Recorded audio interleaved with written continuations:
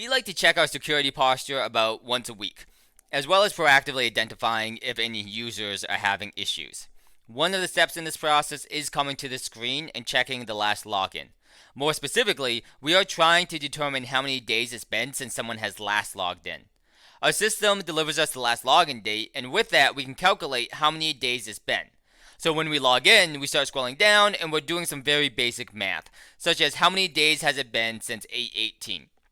The math itself, it only takes us about 8 to 10 seconds. But accounting for distractions and needing to reorient yourself in the list after each calculation, on average, is taking about 20 to 30 seconds a person.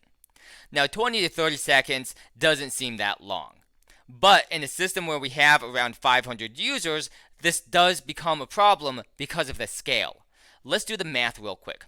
So per user on average, we're spending about 30 seconds doing this calculation, and we have about 500 users. So if we calculate the time against the number of users, we end up with about 4 hours a week. We multiply that by the 52 weeks in a year, and we end up with just around 2 business weeks. So each year, we are spending about 2 weeks doing just this basic, simple math, this date subtraction. This is not a good use of the limited resources we have, and so we need to find a better way to do this so we can more effectively utilize the human capital at our disposal. It's a much better use of my team's time to be determining why an individual has not logged in rather than how long it's been since they've logged in. As the client mentioned, this is a huge problem for them, and this is how we solved it. First, the automation will go into Slate and get a list of names of users from the table. It also grabs the date they last accessed it.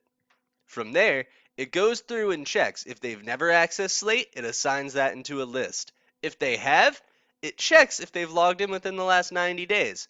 If they haven't, they add that to a list as well as how many days it's been and the date they last accessed.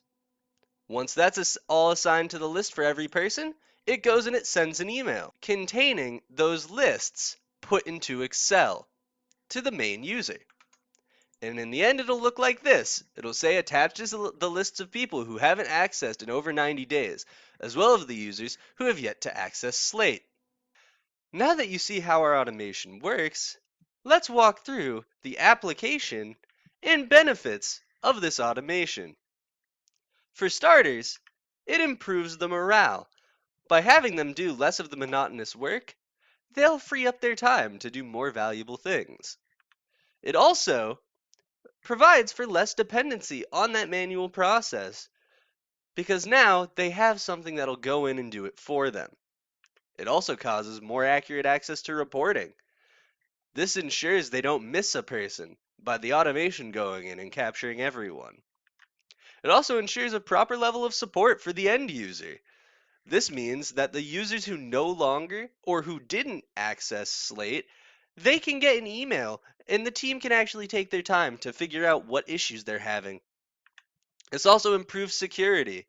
It goes in and makes sure that it's grabbing each person and helping them remove access of the people who no longer require it.